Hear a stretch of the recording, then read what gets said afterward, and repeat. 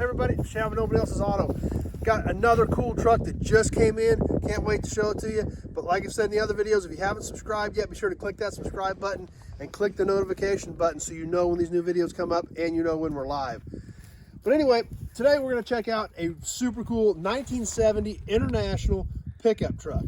I've got a ton of Internationals in stock. I've probably got 60 Internationals. However, this era, I had nothing. With the exception of a few Scouts, I had no Internationals in the 60s or 70s. It was all earlier stuff, 50s on back into the 30s. So when this truck came up, I was glad to be able to get a hold of it and add it to the collection because I know these things are getting popular too and the parts are so hard to find.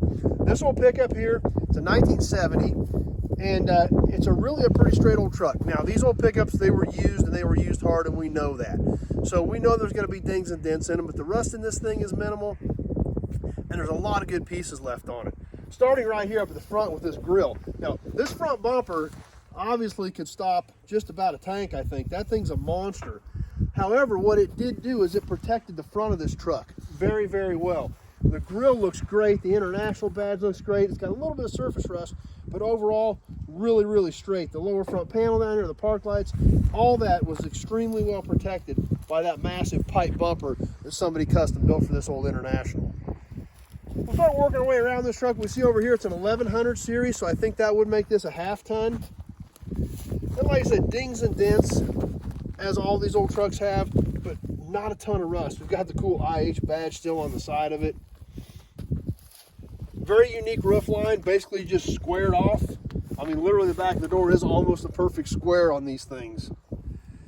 Has factory side moldings on it, missing a few pieces, but this did have some wide factory side molding, kind of made it stand out a little bit, made it look a little fancier. Inside of this old truck is still kind of a mess. I literally just picked this thing up, but it is still pretty much intact. The dash stuff is still there.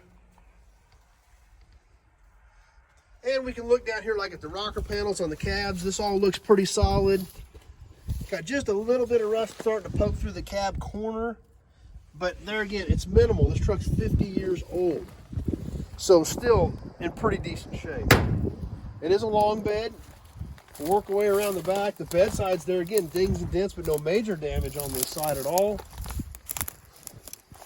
Big heavy duty step bumper on the back of this thing. These were work trucks. That's what they were for. They were built to be used hard and worked. And there again, a big heavy duty step bumper set up for hitches. That's what these trucks were for.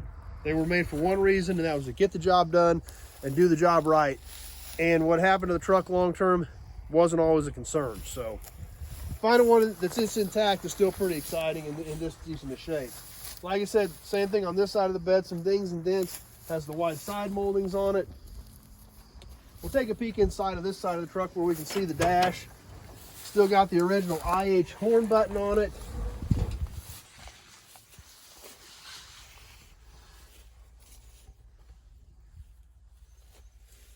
And we can see right down here, we've got our tag with a build date of December 69, manufactured by the International Harvester Corporation.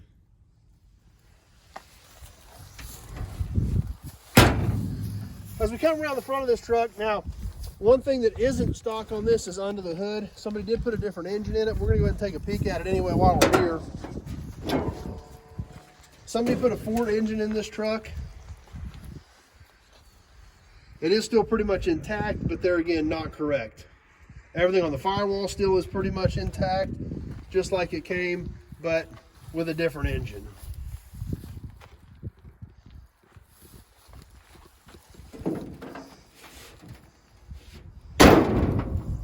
So that's what we've got for you tonight. Something kind of different, something different for me because I don't have any, like I said, didn't have any of these trucks. So always trying to think of what are people going to need pieces for, what are somebody going to be restoring down the road.